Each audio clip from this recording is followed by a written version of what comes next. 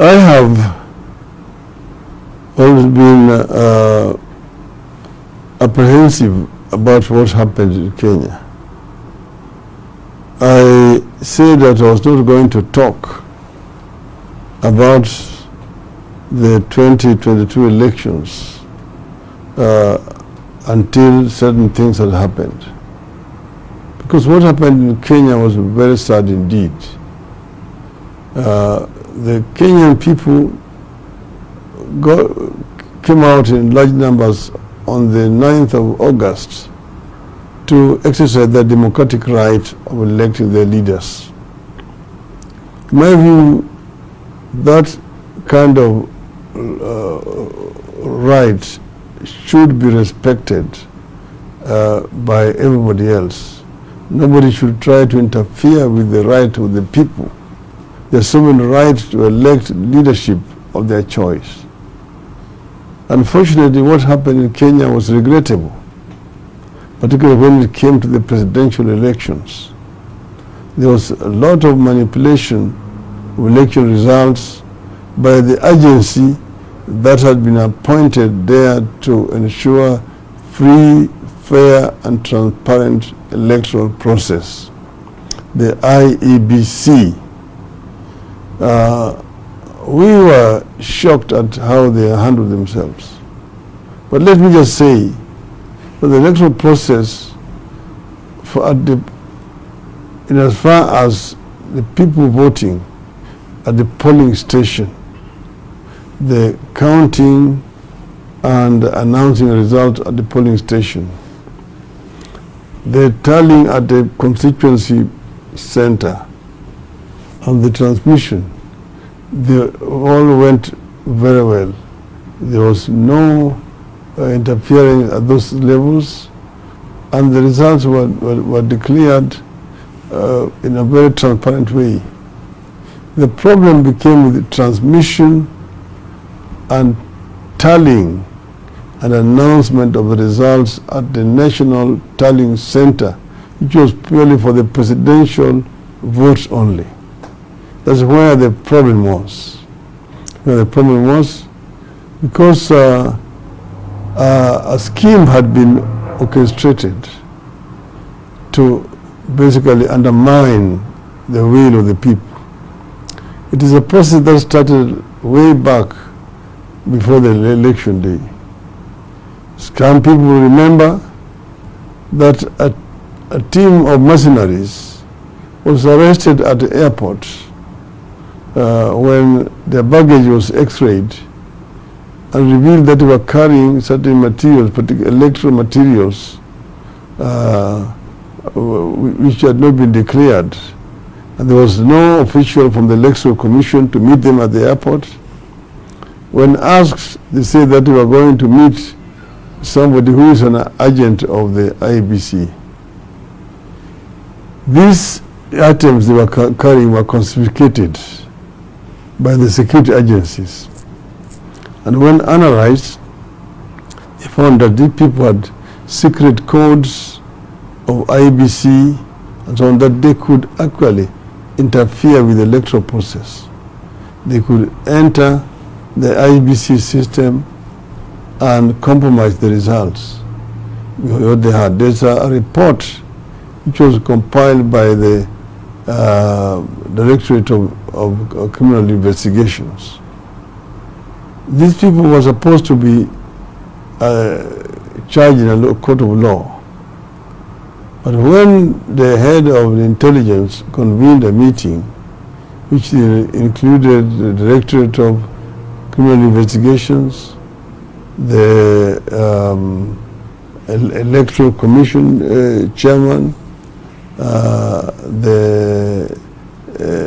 head of internal security, and so on, Mr. Chebukati actually gave a threat that if those people, Mr.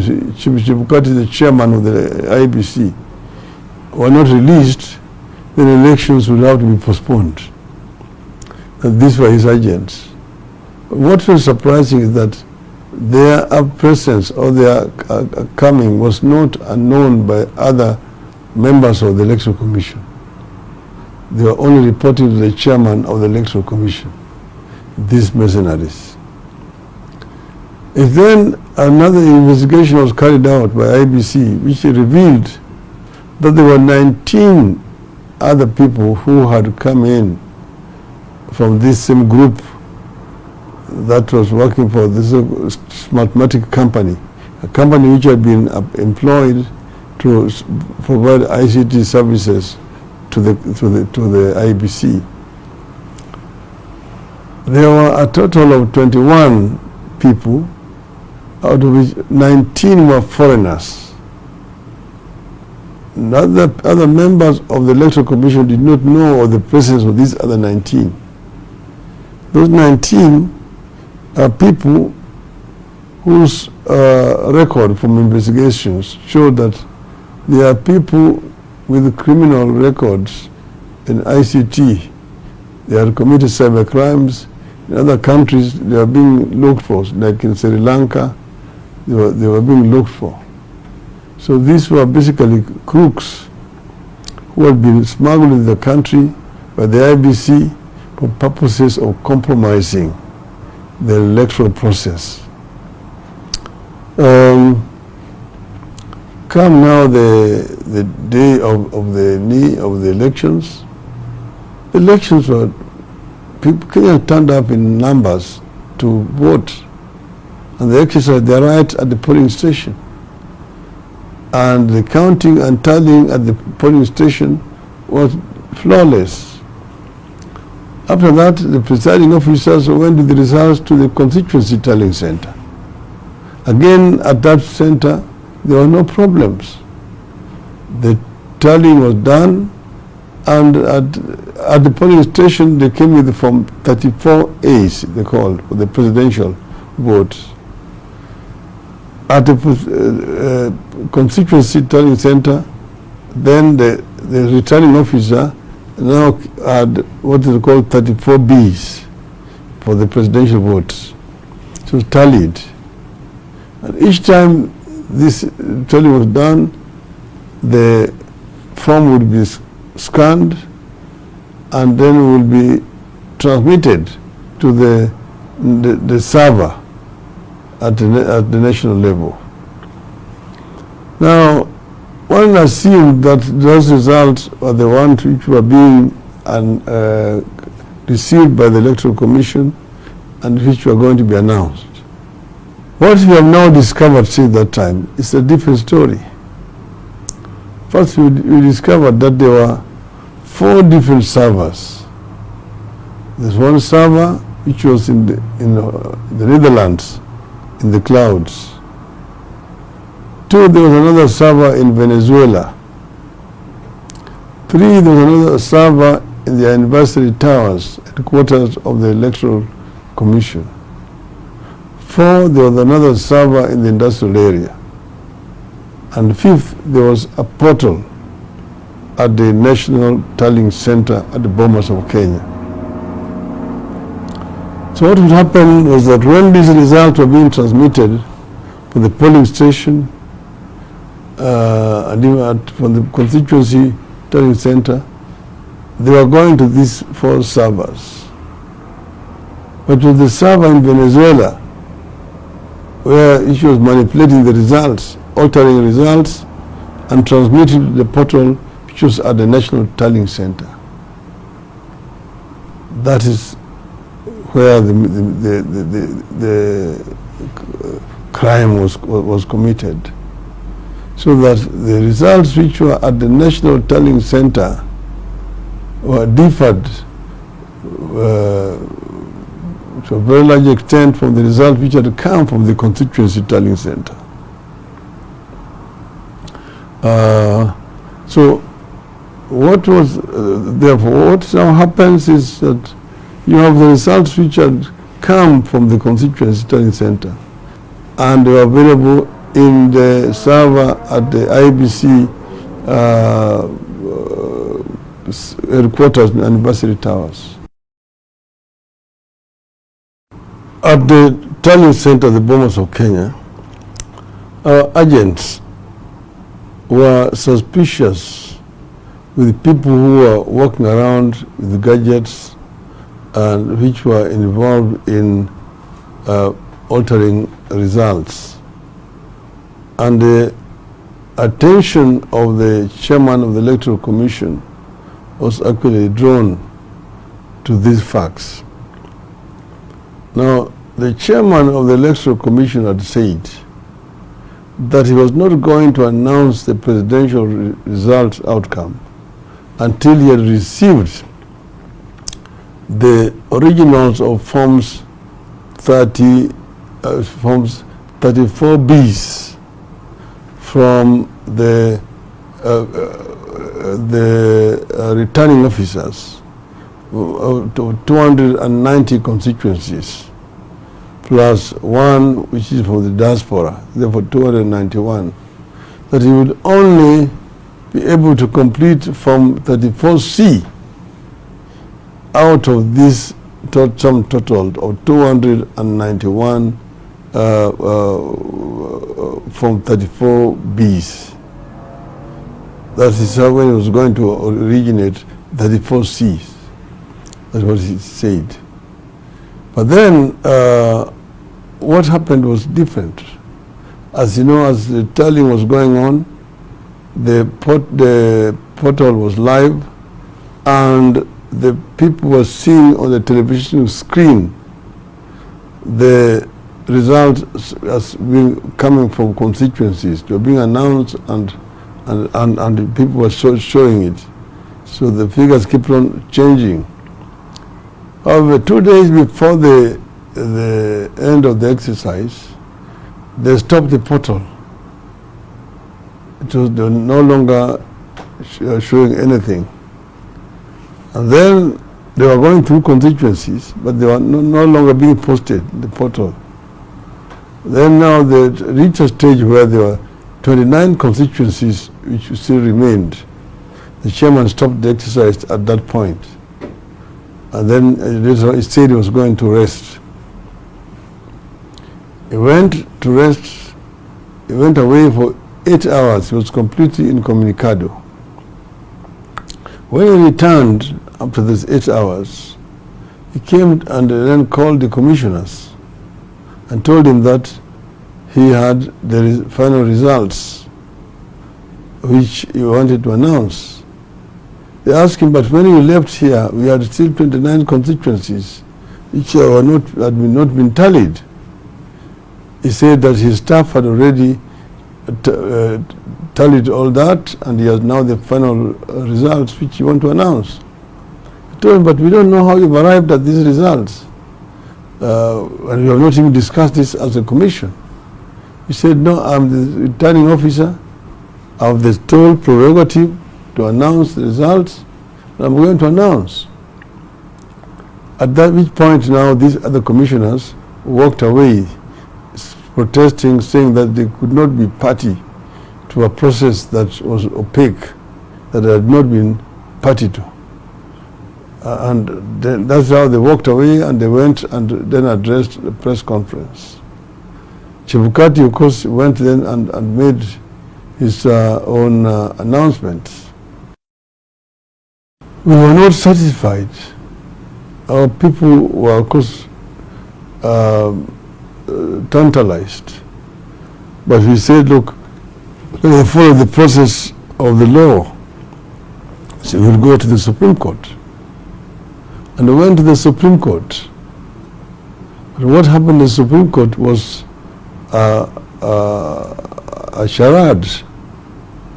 Because at the Supreme Court, our lawyers demanded access to the server so that they could be able to download information which is available in the server.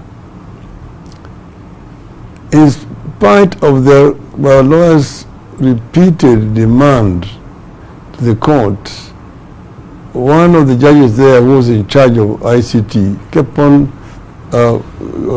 pushing the matter behind. Yes, Justice Lenaula. He knew exactly why he was doing it.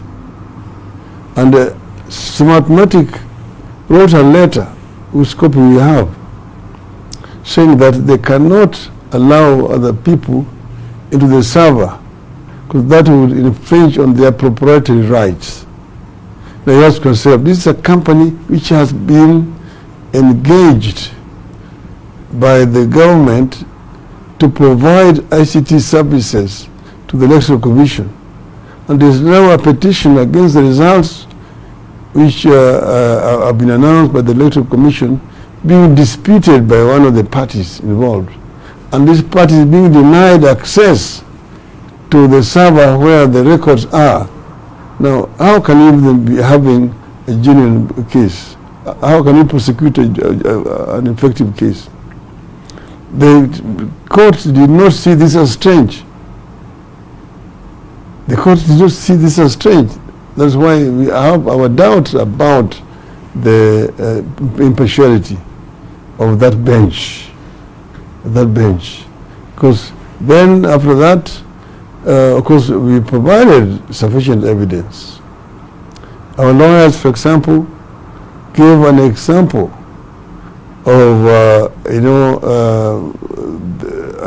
live IBC server where they showed manipulation of results, showing even the signature of somebody, one Jose Camargo, Venezuelan, his signature in the document, and asking what was Jose Camargo doing with the electoral process.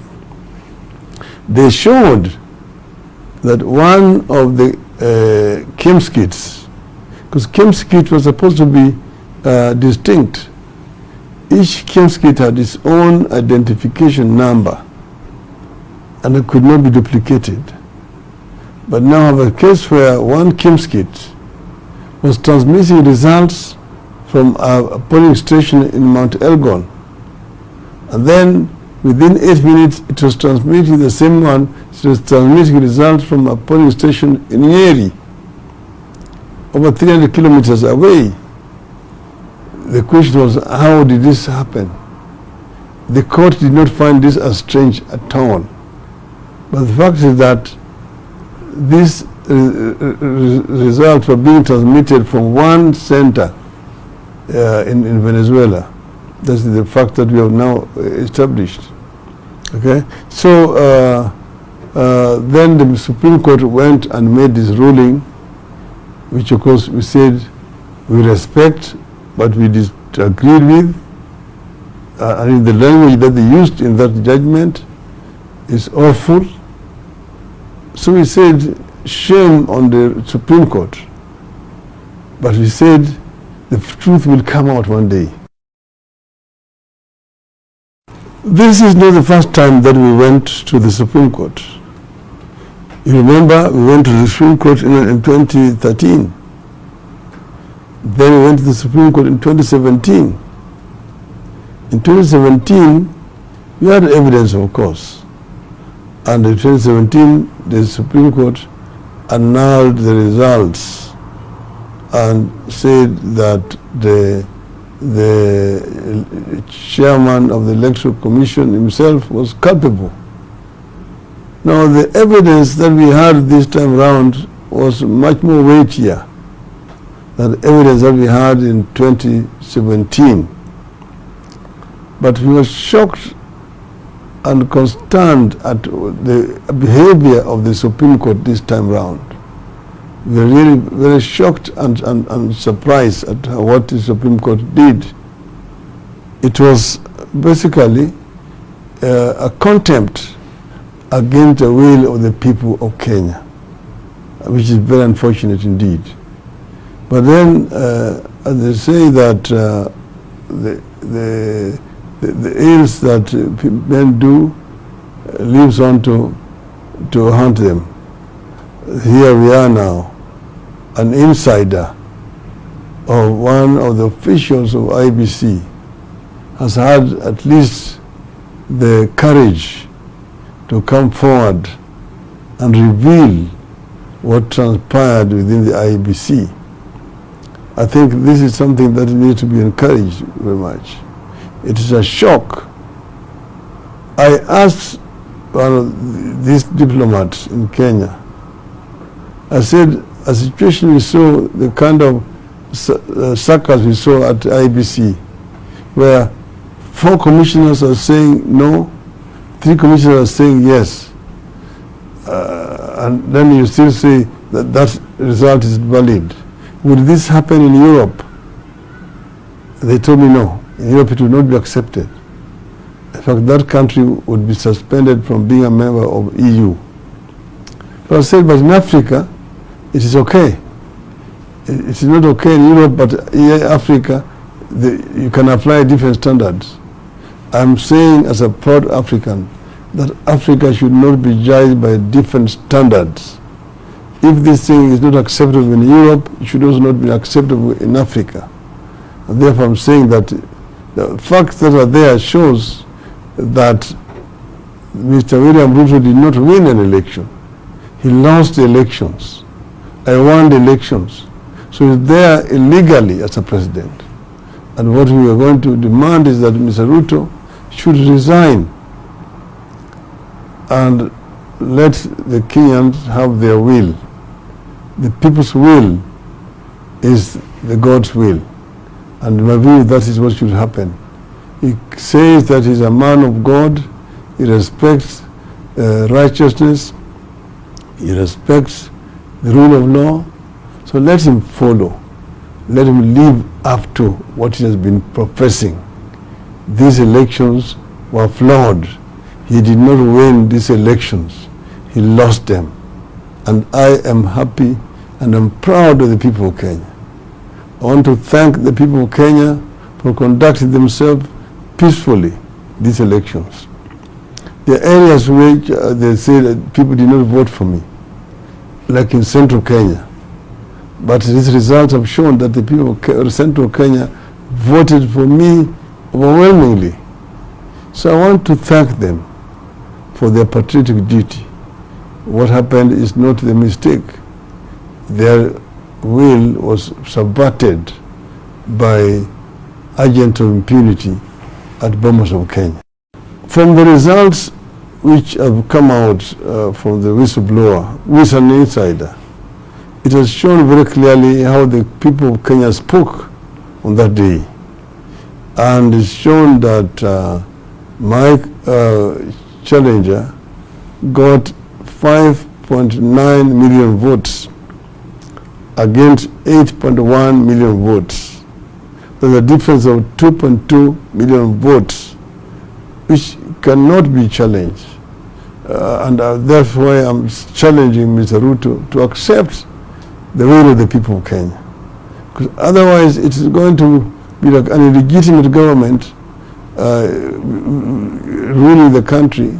It's just like a civilian coup that has been orchestrated by the IBC and in connivance with Mr. Ruto himself. In my view, this is not right.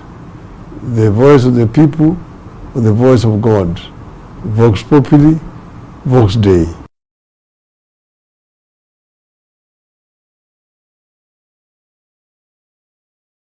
Now I've said that the people of Kenya expressed their will through these elections.